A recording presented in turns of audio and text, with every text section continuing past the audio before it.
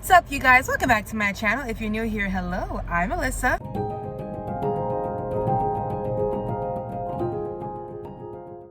Let me take off the glasses real quickly so I can get a little bit more personable, but you know, the way the sun is set up.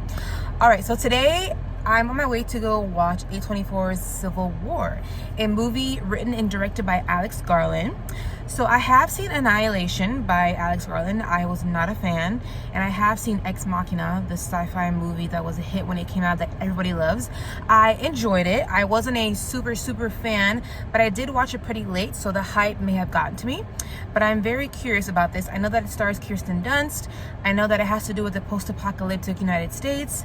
It's a road trip movie. It's a team of journalists on their way to DC for something, this, that, and the third. I'm pretty open to it. I'm curious. I'm gonna go ahead and watch it and I'll tell you guys what I think in a few minutes.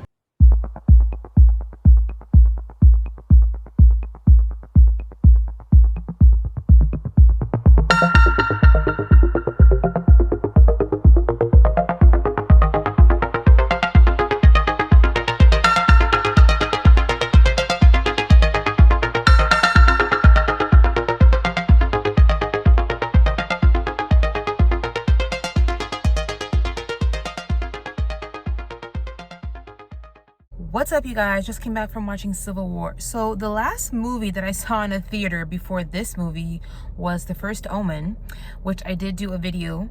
You could find it in my channel. And I thought that movie, I commented in that video, that movie had quite a bit of disturbing imagery in it. And then I walked into the Civil War screening and I feel like that has even more haunting, disturbing imagery in it. It felt like a lot of times like a horror movie. This movie takes place in the future, sometime in the future, in the United States, where it is a war-torn country. And it very much felt like I was watching a long episode of The Walking Dead, except better and with no zombies. This is a war-torn country where Americans are fighting Americans, and the president is not so popular, and some people are out for blood for him. But it showed the kind of scary side to war, because it shows you the nuances and the different feelings and the different reactions that people have to war. There are certain characters in this movie that they don't even know which side they're on anymore or who they're really fighting. It's just, well, this person is shooting at me, I'm gonna shoot at them. This is about survival and this is my target. There's just no real reason. At least this movie is not really interested in getting into the reasons as to why. It's just kind of showing you this is the thing that's happening in this country, and these are the characters that we're following and how they're dealing with it.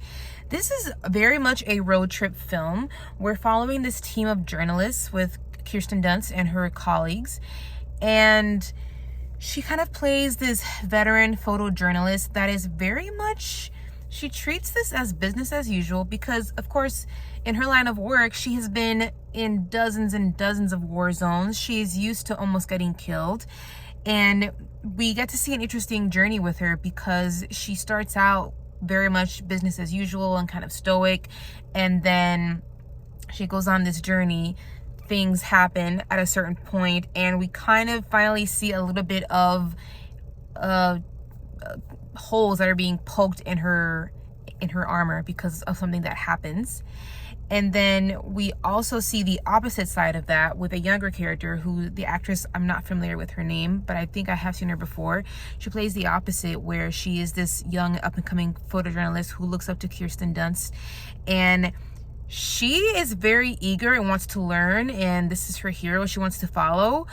But she is she's new, and she's kind of naive, and she gets kind of shaken up very easily. But she also is very eager and wants to push forward, even in these horrible things that they're seeing and experiencing. Let me tell you something. I haven't really seen a photojournalist movie before, but there are really scary situations that they find themselves in. But instead of, driving away and trying to get away, they are turning the car on and driving towards where the gunshots are, because they need to hop out the car, take their camera out, and take photos of it. Okay, those were very thrilling scenes. There is a particular scene that was very tension filled. It's a scene that involves Jesse Plemons, who in real life is the husband of Kirsten Dunst. That was a scene, I will say, I was kind of squirming in my seat a bit, because it was very tension filled and some shit goes down. I think for me, what I appreciated mostly about the film is it's showing the nuances of disassociation and apathy towards war. And that may sound kind of harsh, but I think with anything that perpetually keeps happening, you end up getting used to it. And then you can also kind of create your own reality, because there are certain characters in this film that we mostly hear about where they're just chilling on a farm somewhere, not really paying attention to the fact that there is a civil war happening. And I think that's something that happens in real life. Some of us are just not as aware of what's going on, and we're just dealing with what we're dealing with in the now, in our day-to-day, at our regular jobs, in a regular life, and not really wanting to pay attention to the horrors that are happening around the world or even in our own country. But I say that there's different levels of disassociation, because while Kirsten Dunst's character is very much treating this like another day at the office, she has a colleague, a man, who in the beginning treats this like it is something that is very exciting, like these horrible, scary war zones where people are getting shot at and they're in the thick of it. He's treating it like he's having a blast, like he's getting excited for it. This, like, he's kind of getting off on it. And for me, that was also kind of disturbing to see. But I think it's important to show that with different moments of high tension, different people will react differently. But even with that male character, he also goes through a journey where he doesn't act so carefree all the time, and in certain moments certain things happen where he gets shooken up as well. And then I also enjoy the arc of the youngest character. She starts out kind of very eager and naive and shaken up, and then she also kind of goes through some things where by the end she kind of becomes this mini version of Kirsten Dunst's character, because it is business as usual. I'm here for my job. I'm gonna take this shot and keep it pushing. I'm usually not really drawn to watching war films, but I did go see this because it is A24, which really piqued my interest, because I feel like they're mostly known for doing different types of horror or different types of quirky films. And this one may have seemed like a straightforward war film, but because it's A24, I would say it's not so straightforward, at least not to me.